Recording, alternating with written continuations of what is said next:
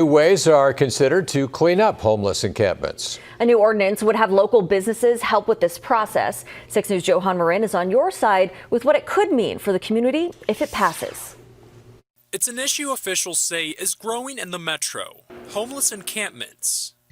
We haven't noticed that it has gotten significantly worse, I guess you could say, but definitely more visible. So, we are seeing people in areas that are a little more visible than previously. For years, the city has worked to clean up camps under bridges, parks, and abandoned lots. We're all working together to achieve this goal to end homelessness in Omaha. Really dependent on departments, like what department was responsible for the city property and, their processes for cleaning up those areas. But Dwyer tells 6 News doing the job alone can be tough, which is why the city council is considering a new ordinance.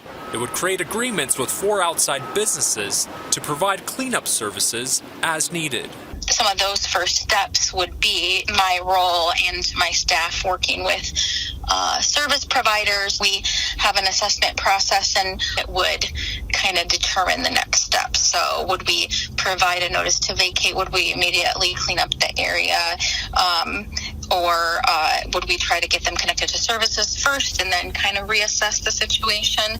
Oscar Hunsuben owns one of the 4 businesses that would be a part of the agreements. The full plan is still being laid out, but if it gets a stamp of approval from the city, he says he's ready to get to work. It meant a lot to me, keeping Omaha clean and beautiful, and also to contribute to the community. On your side, I'm Johan Marin, 6 News. The new ordinance will be up for a public hearing at tomorrow afternoon city council meeting. A final decision, though, will not be made until a week from tomorrow. New at 5.